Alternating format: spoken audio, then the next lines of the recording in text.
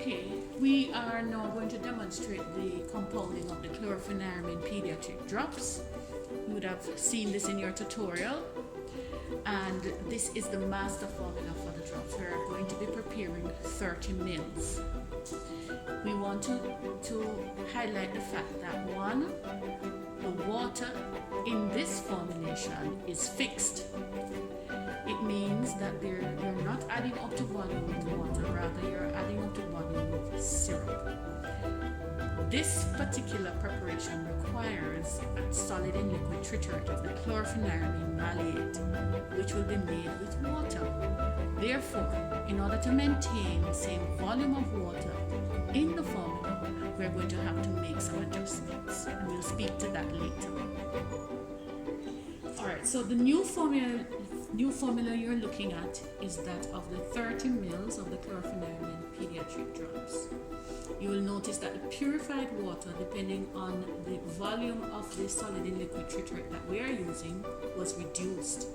This was the adjustment that was done to accommodate the chlorpheniramine solid and liquid triturate. This is the formula for the chlorpheniramine maleate, 1.5% weight in volume solid and liquid triturate. We have made 8 mils of the solution, and we will be removing 2 mils of it that will contain the amount of chlorpheniramine needed for the 30 mils. Okay, students, so these are the ingredients already weighed. The dextromethorphan is already weighed.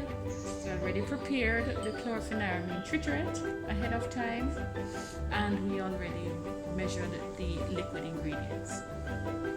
Now, in your discussion, you're going to be looking at each ingredient and looking at their pharmaceutical role. You already know that chlorpheniramine and dextromethorphan are the active ingredients in the formula. Purified water, propylene glycol, and glycerin all have roles. We already have made a solid and liquid triturate of the chlorpheniramine maleate, so we are left with the solid dextromethorphan. If we look at the solubility of the dextromethorphan, it is 1 gram in 65 mils of water. It is very clear that the amount of water in the formula is insufficient to dissolve the 120 milligrams of dextromethorphan. Therefore, the order of mixing is important for this particular formulation. At this time, your lecturers are going to ask you, what is the role of purified water, propylene glycol, and glycerin in the formula? Alright, so based on your discussion, you would have found that the water is a solvent for the dextromethorphan. But because it is insufficient to dissolve the amount of dextromethorphan, you would have had to add, in addition to the water, the glycerol and the propylene glycol, which act as co-solvents to aid in the dissolution of the dextromethorphan. So she's adding those 3 ingredients to our mixing vessel now.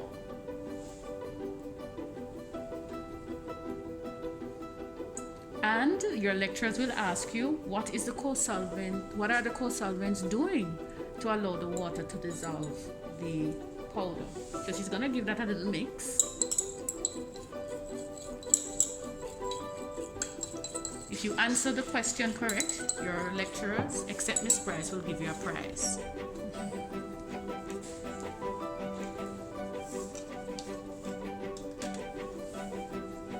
She added the dextromethorphan. Now she's going to mix and she's going to ensure that all of the powder is thoroughly dissolved. We do not move on unless our powders are completely dissolved. While she mixes, I'll just let you know that we have already tiered our 60 ml bottle to 30 mils. So she'll be able to add her solution to the bottle when ready.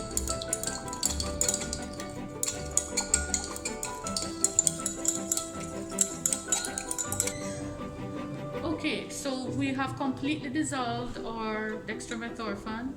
She's going to add that to the bottle.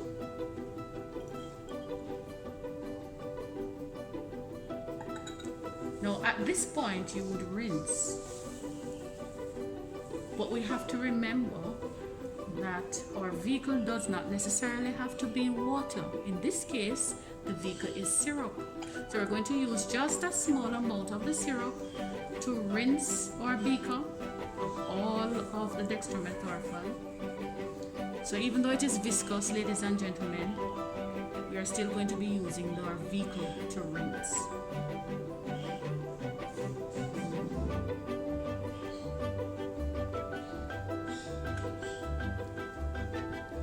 Then we are going to add directly to the bottle our chlorpheniramine triturate, the 2 mils that we removed from the 8 mils.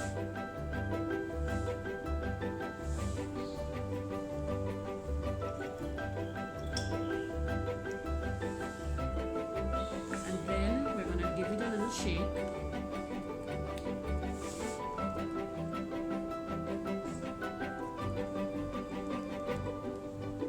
If you like, you can now add up to volume using the pipette rather than pouring directly from the beaker. It allows for accuracy. So while she does that, let's recap. Dextromethorphan, the solvent for the dextromethorphan was purified water, but it is very obvious that the water would not have been sufficient to dissolve it, so we needed a little help. Mrs. Richards would have introduced to you co-solvents. The 2 co-solvents in the formula are propylene glycol and glycerin, which are added along with the water first before dissolving the powder to assist in dissolution.